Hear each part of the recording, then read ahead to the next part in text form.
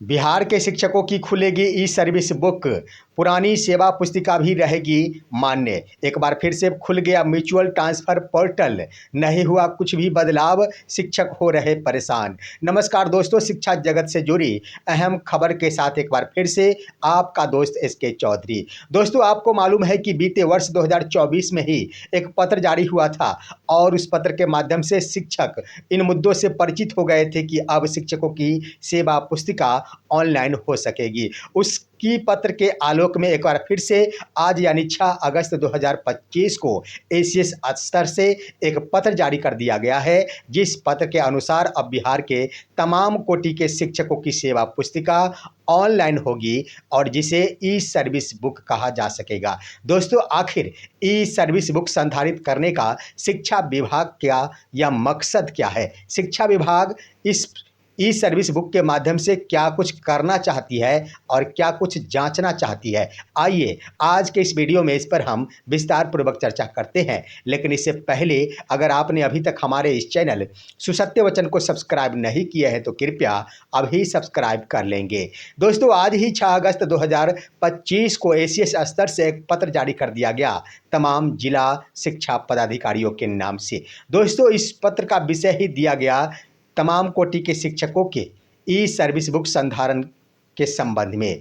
दोस्तों, यह काफ़ी मुख्य भूमिका निभाने वाला यह पत्र है, जिसके माध्यम से शिक्षकों की यह सेवा पुस्तिका अपडेट की जा सकेगी अब ऑनलाइन माध्यम से।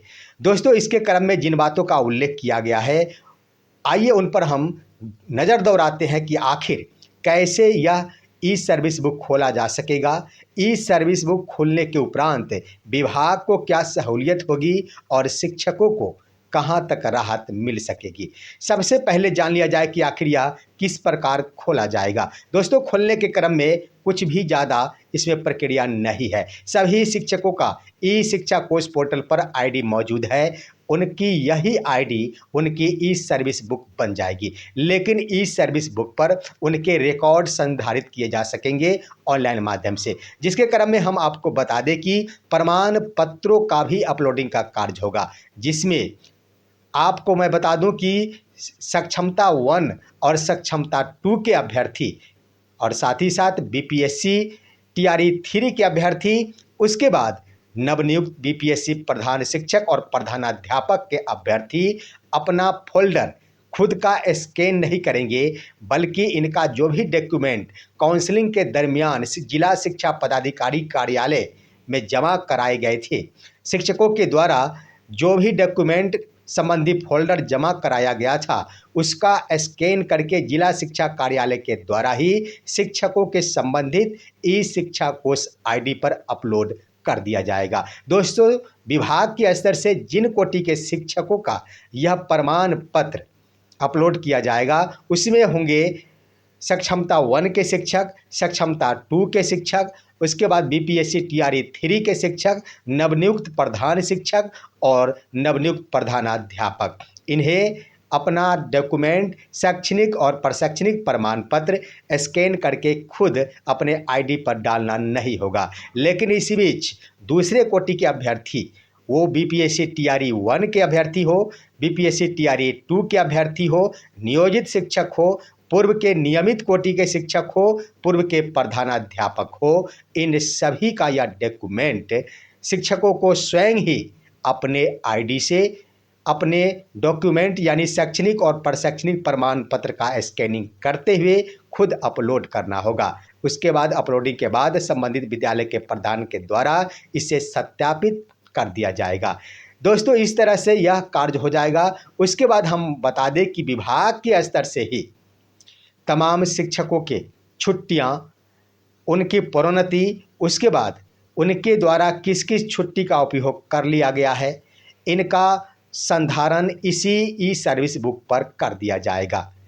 उसके बाद दोस्तों, मैं बता दूं कि इस पर तो कर दिया जाएगा और तीसरी बड़ी बात का उल्लेख किया गया है कि जिन शिक्षकों के द्वारा बीपीएससी के माध्यम से परीक्षा में सफलता उपरांत अध्यापक के पद पर योगदान किया गया है, उनका वह तमाम शैक्षणिक प्रशैक्षणिक प्रमाण पत्र वही बीपीएससी आयोग के द्वारा ही ई शिक्षा कोष पोर्टल पर अपलोड कर दिया जाएगा, यानी उससे टैग कर दिया जाएगा। और सक्षमता वाले शिक्षक बिहार विद्यालय परीक्षा समिति के द्वारा आयोजित परीक्षा में सफलता प्राप्त किए तो बीएसईबी के द्वारा उनके तमाम प्रमाण पत्रों को टैग कर दिया जाएगा ई शिक्षा कोष पोर्टल से। उसके बाद जिला शिक्षा पदाधिकारी दोनों ही, यानी शिक्षकों के द्वारा उपलब्ध कराया गया डॉक्यूमेंट और जिला कार्यालय के द्वारा उपलब्ध कराया गया जो भी डॉक्यूमेंट है, उसका मिलान बीपीएससी और बीएसईबी के माध्यम से टैग किया गया प्रमाण पत्रों के साथ किया जाएगा।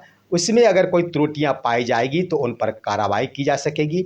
साथ ही साथ ऑफलाइन हो या ऑनलाइन मोड के माध्यम से तमाम कोटि के शिक्षकों का प्रमाण पत्रों का भी वेरिफिकेशन कराया जाएगा। जिस जिस विश्वविद्यालय से यह प्रमाण पत्र निर्गत है वहां भेजकर, तो ये प्रमाण पत्रों की जांच की भी प्रक्रिया की जा सकेगी ई शिक्षा कोष पोर्टल यानी ई सर्विस बुक के माध्यम से।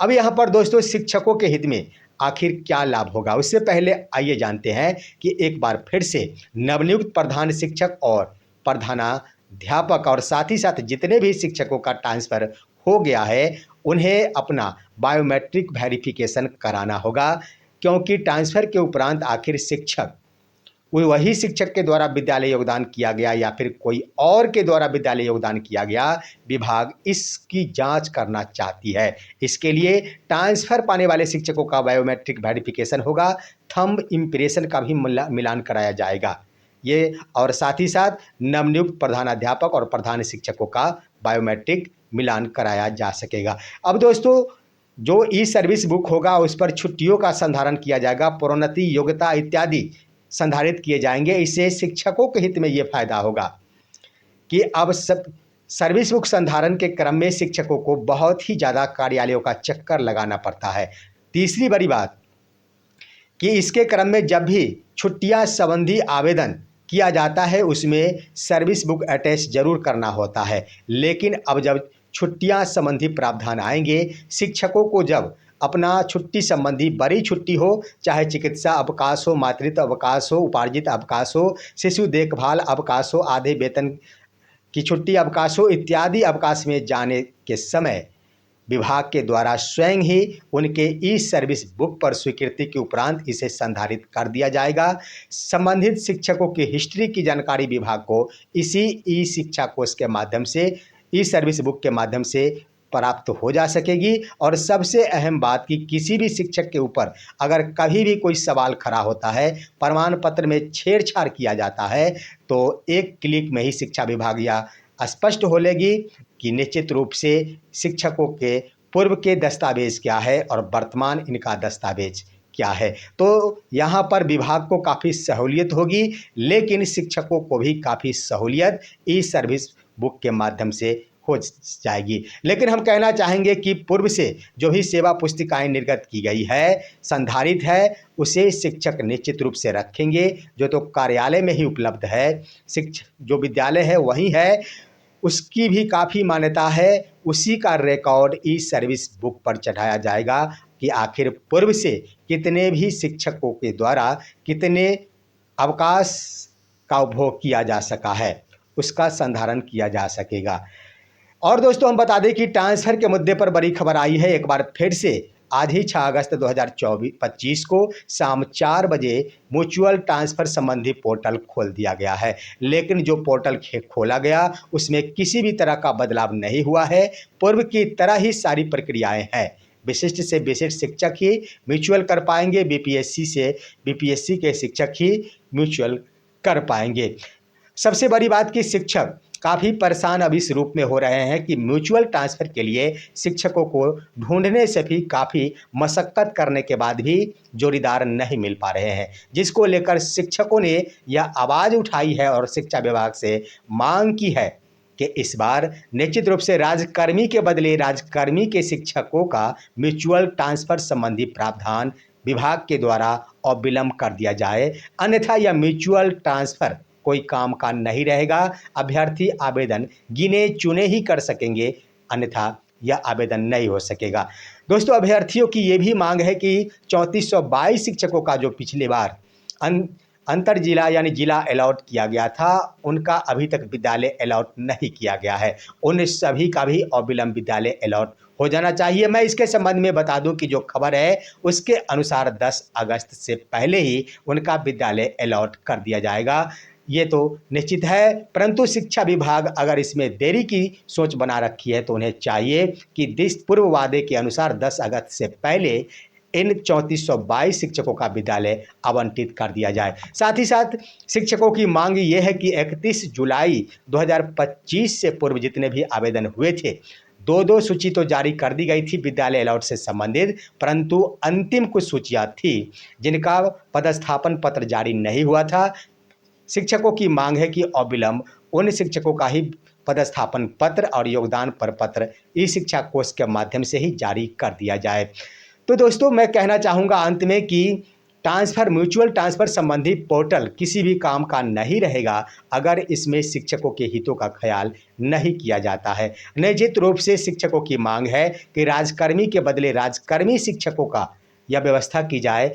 ऐसा अगर प्रावधान कर दिया जाता है तो काफ़ी संख्या में शिक्षकों को यह म्यूचुअल ट्रांसफ़र का लाभ मिल जाएगा और शिक्षा विभाग को भी काफ़ी सहूलियत हो जाएगी। ऐसा एक बार प्रावधान करने की आवश्यकता है। उधर दोस्तों, टीआरई 3 के अभ्यर्थियों की भी मांग है कि अभी तक हमारे लिए कोई प्रावधान नहीं किया गया म्यूचुअल ट्रांसफ़र से संबंधित, जहां पर माननीय शिक्षा मंत्री के द्वारा नवनियुक्त प्रधानाध्यापक और प्रधान शिक्षकों के ट्रांसफ़र के लिए एसीएस को पत्र लिखा गया था। उसके अनुसार तो टीआरई 3 वालों को भी मौका मिल जाना चाहिए। वो भी सुदूर वाले जगह पर जाकर अभी नौकरी करने पर मजबूर है। अगर उनके लिए भी आवेदन के क्रम में मौका दे दिया जाता है तो बड़ी सहूलियत हो जाएगी। लेकिन सबसे बड़ा मुद्दा है कि सक्षमता 2 के अभ्यर्थियों को इस बार भी मौका नहीं मिल पा रहा है आवेदन करने के क्रम में। यहाँ पर शिक्षा विभाग को चाहिए कि सक्षमता 2 के अभ्यर्थी वो भी राजकर्मी बन गए हैं। बीपीएससी टीआरई 3 के अभ्यर्थियों पर अगर शिक्षा विभाग विचार करती है तो उन्हें भी अवसर प्रदान कर दिया जाए, क्योंकि प्रोबेशन पीरियड जब कोई मायने ही नहीं रखा तो उनका भी ट्रांसफ़र को मौका दे दिया जाए। उसके बाद अगर राजकर्मी हुए तमाम कोटि के शिक्षक आपस में म्यूचुअल कर सकने में सक्षम हो जाते हैं तो ट्रांसफ़र का यह मुद्दा काफ़ी हद तक लगभग 90% समाप्त माना जा सकेगा। हम आपको बता दें कि वर्तमान में जो म्यूचुअल ट्रांसफ़र पोर्टल खोला गया है उसके क्रम में पूर्व से आवेदन किए गए जितने भी आवेदक हैं 1,90,000 के आवेदक, उन्हीं में से अभ्यर्थियों को मौका मिल पा रहा है, नए अभ्यर्थियों को मौका नहीं मिल पा रहा है। देखना है शिक्षा विभाग के स्तर से इस पर कहां तक सुधारात्मक उपाय किया जाता है, निदान किया जाता है और उसके बाद शिक्षकों के ट्रांसफ़र में कब तक सहूलियत हो पाती है। फिलहाल आज की खबर यही तक। आप सभी हमारे इस वीडियो को लाइक कीजिए, अन्य दोस्तों के पास शेयर कीजिए और अब दीजिए अपने दोस्त को इजाज़त। हम फिर मिलेंगे आपसे अगले वीडियो में, तब तक के लिए नमस्कार।